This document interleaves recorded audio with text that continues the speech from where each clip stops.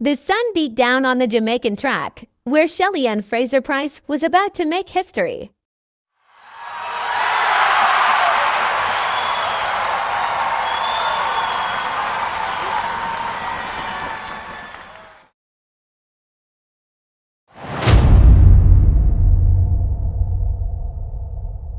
As she sprinted down the lane, her feet barely touched the ground.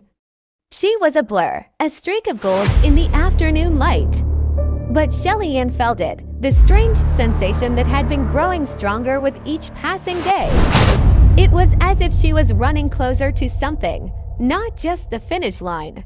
As she crossed the tape, a burst of energy surged through her body.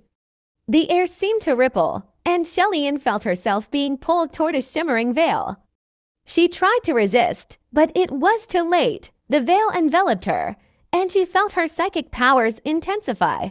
In the pocket dimension, Fury, the fiery phoenix of Ra, awaited her. The majestic bird's eyes blazed with ancient wisdom.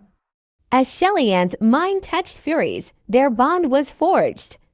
When Shelly-Ann needed that extra boost, she could summon Fury, and together they would unleash their combined strength. The transformation was instantaneous. Shelly-Ann's body glowed with a fierce, golden light as Fury's energy merged with hers.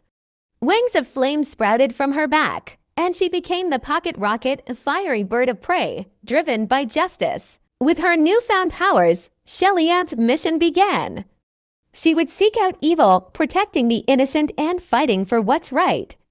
The pocket rocket soared through the skies, a symbol of hope in a world threatened by darkness. And when the people saw her, they whispered, "The fastest woman on earth has become something more, a hero."